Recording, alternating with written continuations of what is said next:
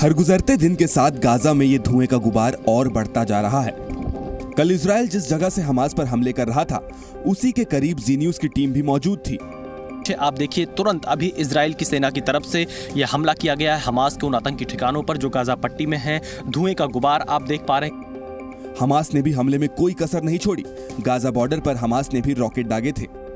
देखिए, इस वक्त यहाँ पर रॉकेट से हमले का सायरन बजा है। तुरंत हमें भागना पड़ेगा। देखिए, तेज हमले हो रहे हैं बंकर की तरफ। इस वक्त जाना पड़ रहा है।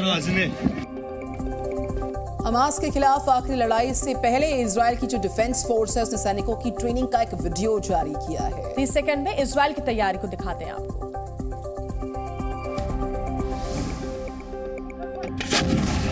हमास के खात्मे के लिए तैयार इजरायली सेना युद्ध की प्रैक्टिस कर रही है।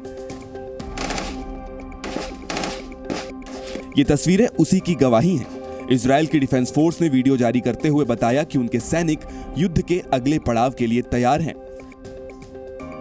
इस मिलिट्री ड्रिल में जमीनी ऑपरेशन से जुड़े टास्क किए गए। यहां इजरायली सेना टैंक से गोले दाग रही थी। गाजा में हमास के आतंकियों को घेर कर मारने की प्रैक्टिस भी की जा रही थी। जंग की त्रासदी झेल रहे फिलिस्तीनियों के लिए कल मदद भेजी गई। खाना, पानी और दवाइयों की मदद के लिए ट्रकों का काफिला गाजा पहुंचा।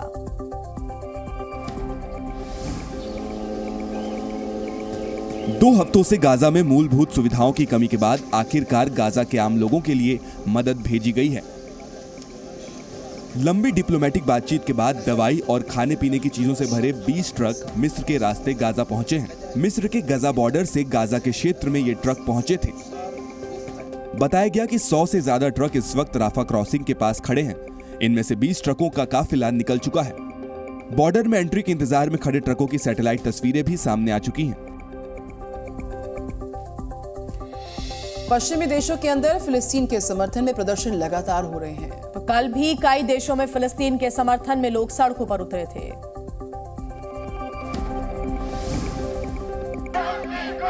फिलिस्तीन के समर्थन में सबसे बड़ा प्रदर्शन कल लंदन में हुआ।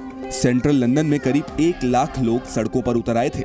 इन लोगों ने मिलकर लंदन में मार्च निकाला। फिलिस्तीन के समर्थन में नारेबाजी करते हुए इन्होंने गाजा में युद्ध रोकने की अपील की। ब्रिटेन के अलावा स्पेन की सड़कें भी फिलिस्तीन के झंडों से भर गई थीं। हजारों की संख्या में प्रदर्शन कर रहे लोगों ने यहां बीच सड़क पर इजराइल का झंडा भी जलाया।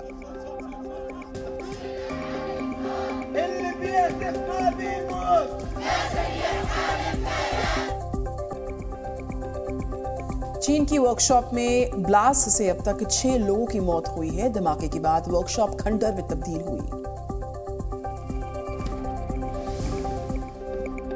हर तरफ से बर्बाद हो चुकी इस इमारत में 2 दिन पहले एल्यूमिनियम कास्टिंग वर्कशॉप चला करती थी, मगर शुक्रवार की रात यहां ऐसा धमाका हुआ कि इस वर्कशॉप का कोना कोना खाक हो गया। आग के बाद यहां काम कर रहे 6 लोगों की मौत हो चुकी है। कल ही 4 लोगों की लाश इस मलबे के ढेर से निकाली गई। शुरुआती जांच में पता चला है कि ब्लास्ट हाई टेम्परेचर में पिघले हुए एल्यूमिनियम के कारण हुआ था। दरअसल पिघला हुआ एल्यूमिनियम कूलिंग प्रोसेस के दौरान लीक हो गया, जिससे वर्कशॉप में यह हादसा हुआ। आगे बढ़ते हुए अब बात उत्तर प्रदेश के बुलंदशहर की, जहां एक गौ तस्कर के अवैध ठिकानों को बुलडोजर से तोड़ा गया। 30 सेकंड में ये बुलडोजर कार्रवाई देखिए। प्रशासन के बुलडोजर ने गौ तस्कर आरिफ की 10 करोड़ से ज्यादा कीमत की अवैध संपत्ति को मिट्टी में मिला दिया। गायों की तस्करी के जरिए की गई काली कमाई को जमींदोज करने के लिए बुलंदशहर प्रशासन ने 3 बुलडोजरों को लगाया था। गौ तस्कर ने ग्राम समाज की 16 बीघा जमीन में अवैध रूप से कंस्ट्रक्शन करवाया था। बुलंदशहर के इस्लामाबाद गांव में यह बुलडोजर कार्रवाई की गई। भारी पुलिस बल की मौजूदगी में इन अवैध दीवारों को तोड़ा गया है। अयोध्या से खबर, जहां पर राम मंदिर का निर्माण अपने अंतिम चरण में जा पहुंचा है। कल उत्तर प्रदेश के मुख्यमंत्री योगी आदित्यनाथ ने भी राम मंदिर जन्मभूमि परिसर का दौरा किया। उत्तर प्रदेश के मुख्यमंत्री योगी आदित्यनाथ अयोध्या दौरे पर हैं। कल उन्होंने अयोध्या के राम मंदिर के निर्माण का काम देखा। गाड़ी से उतरकर सीएम योगी ने हेलमेट पहना और फिर निर्माणाधीन मंदिर का निरीक्षण करना शुरू कर दिया। मंदिर पहुंचकर सीएम योगी ने श्रमिकों का हालचाल जाना, जिसके बाद उन्होंने जन्मभूमि के कार्यों की प्रगति जानी। इस दौरान ट्रस्ट के पदाधिकारी भी मौजूद रहे।